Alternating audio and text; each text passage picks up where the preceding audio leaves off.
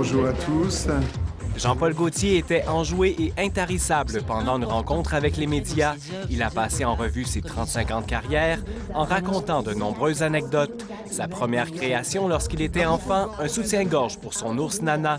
Le profil est un peu pointu. Donc avant Madonna, il y a eu un avant, il y a eu mon ours Nana qui s'appelle... Nana, les soutiens-gorge coniques portés par Madonna, les jupes pour hommes, les corsets qui l'ont rendu célèbre feront partie des 120 ensembles exposés, du prêt-à-porter, mais surtout de la haute couture. Une époque, je sais qu'on m'aurait dit la mode au musée, je dis oui d'accord quand je serai mort. Bon, je suis pas encore tout à fait mort, et déjà ça va être au musée.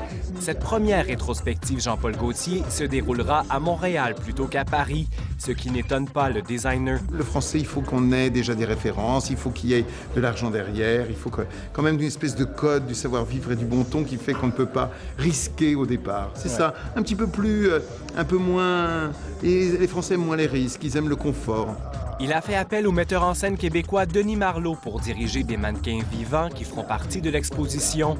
Il a été séduit par la pièce Les Aveugles qu'il a vue au Festival d'Avignon il y a quelques années. J'ai pensé à lui parce que ça m'avait marqué. Je m'étais dit, tiens, un jour, j'aimerais bien peut-être travailler avec quelqu'un comme lui pour faire pour cette exposition. Surnommé l'enfant terrible de la mode depuis les années 70, Jean-Paul Gaultier continue d'assumer des choix audacieux, comme de faire appel à des mannequins de taille forte.